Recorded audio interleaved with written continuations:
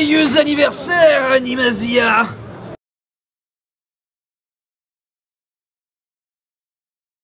J'étais là l'an dernier, là cette nouvelle édition c'est au Hangar 14, donc ce qui est bien c'est qu'on a une superbe vue, une très belle terrasse en VIP au lieu d'avoir une tente qui pourtant était déjà bien aménagée. Là il y a vraiment un côté festival, voire même estival j'ai envie de dire, qui est pas déplaisant du tout.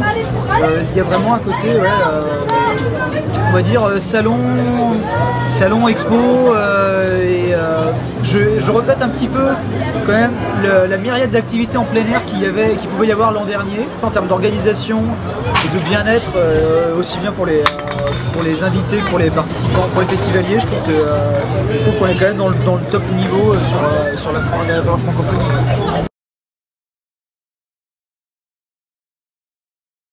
Alors la journée type en ce moment de Benjamin Daniel alias Benzaï, elle commence à 15 h quand je me lève, 15 h du matin, 15 h du matin, et du coup eh bien j'ai soit des choses déjà à tourner, soit à écrire, et tout ça se passe très souvent la nuit. Donc en fait je m'occupe de mon ménage, de ma petite vie, de mes courses, etc.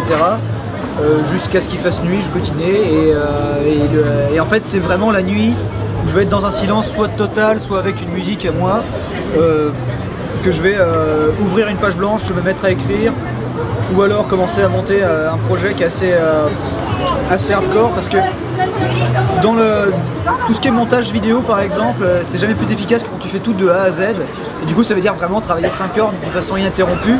Et ça, je pense que ça passe mieux psychologiquement dans la nuit quand tu sais que personne d'autre fait rien, plutôt que de 14 h à 19 h. Là, ça te paraît genre absolument staccanoviste quoi. Et alors que la nuit, eh bien, de minuit à 5 h du matin, t'as l'impression que t'as rien loupé de toute façon. Donc je trouve que ça passe mieux quand tu dois travailler comme ça sur de longues périodes.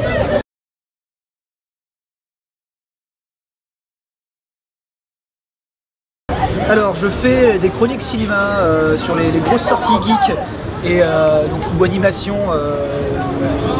qui peuvent paraître tous les mercredis. Donc là, dernièrement par exemple j'ai chroniqué Sin City 2 et 22 Jump Street, qui sont deux films que je recommande personnellement. Là le prochain ce sera certainement les Tortues Ninja, que j'attends beaucoup, enfin avec beaucoup de curiosité, peut-être pas, il sera peut-être pas très bien. Et donc j'ai des chroniques cinéma, j'ai aussi une petite série de vidéos parodiques, et puis là l'un des gros projets qui me tient très à cœur, c'est la série d'animation Les Stars Barbares, qui est donc un dessin animé autoproduit sur YouTube par un ami qui s'appelle Happy Harry. Et en fait, grâce à mes producteurs ou mes tipeurs sur le site tipeee.com qui sont inscrits, j'ai pu débloquer un budget pour faire une adaptation française des Stars Barbares avec l'aide de Sébastien Dugrenier, Sébastien Rassia et Bob Lennon pour faire des voix principales. Et Bob Lennon qui est un autre youtubeur qui est bien connu de la jeunesse française, n'est-ce pas? Du coup on se marre énormément à faire le doublage de cette série, de se prendre enfin pour des vrais doubleurs, vu qu'on a un mode opératoire absolument professionnel.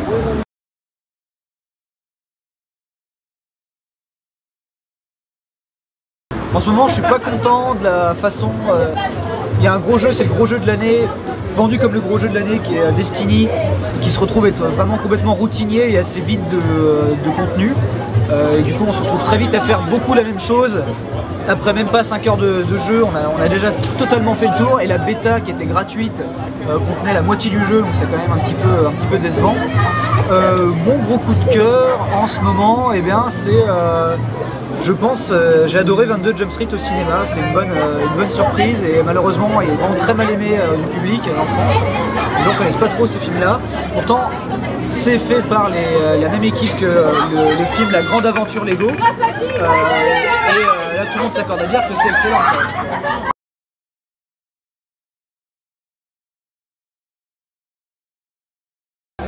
Alors, j'ai pas vraiment d'autres projets que... étant donné que je fais des vidéos sur les jeux vidéo, déjà jouer un petit peu tout ce qui sort, c'est quelque chose que je faisais avant de faire des vidéos, bien sûr, parce que je suis un grand fanatique. Mais du coup, ce que j'ai fait, c'est que du coup, j'ai pas vraiment d'autres occupations, on va dire dans mon rythme de vie, dans ma routine, que de jouer aux jeux vidéo et ensuite d'en parler dans des vidéos, ou d'aller au cinéma et de parler de ces films au cinéma. Et puis voilà, et maintenant même j'ai carrément une chaîne secondaire qui s'appelle Benzaï Live, où là vraiment on me voit en train de jouer aux jeux vidéo et je fais comme ça des grandes aventures sur plusieurs épisodes. C'est vraiment un flux, en fait je considère ça comme un flux, c'est pas des vidéos qui sont montées, préparées, méticuleusement écrites, c'est du live, voilà, c'est juste de la détente, un petit peu comme faisait Marcus sur Game One à l'époque. Et donc ça permet d'avoir un petit flux comme ça, plus détente, pour que les gens me connaissent plus, je parle plus naturellement que derrière un script.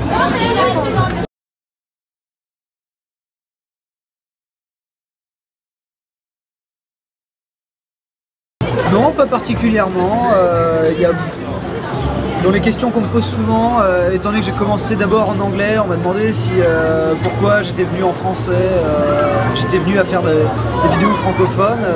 C'est vraiment tout simplement parce que là où j'étais en anglais, mais j'étais dans une niche bien particulière et je voyais que ça se développait pas, alors que le YouTube francophone a vraiment un dynamisme qui est inouï même dans d'autres pays.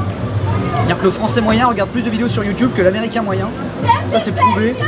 C'est-à-dire que vous prenez la francophonie, ça correspond à 120 millions de personnes, c'est-à-dire la France plus la Belgique, le Québec, Madagascar un petit peu, voilà, et puis le département d'outre-mer, et deux, trois autres pays où ça parle français comme ça, puis bon, toutes les diasporas étendues.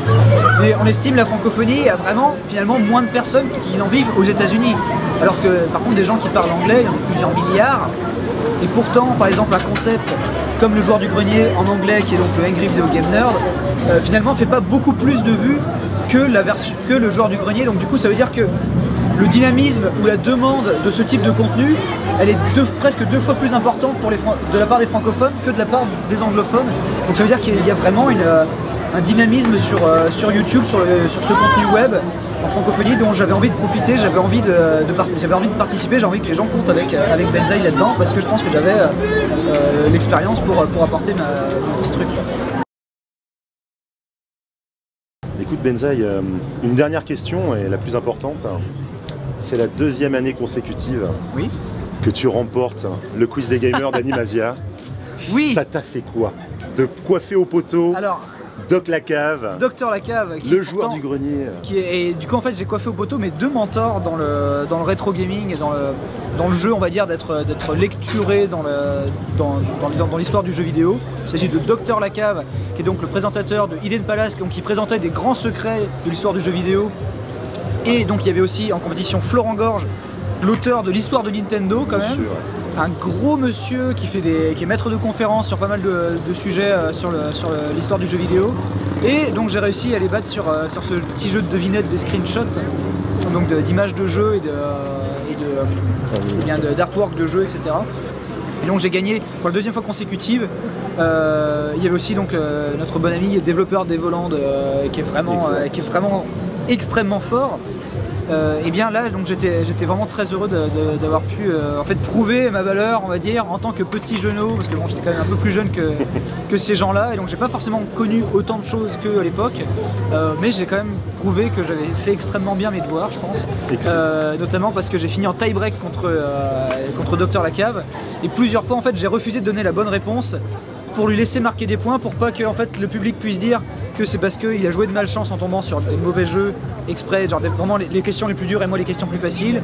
J'ai fait exprès de refuser plusieurs questions faciles pour vraiment prouver qu'on attendait d'avoir une victoire, on va dire fair play, quoi. Grand fair play, et pour maintenir le suspense, ouais. Exactement, et donc je pense que le public était ravi, et puis moi-même, parce que en plus ça avait été annoncé.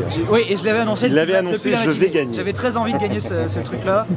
Et donc voilà, Veni Vidi Vici. Super, merci pour.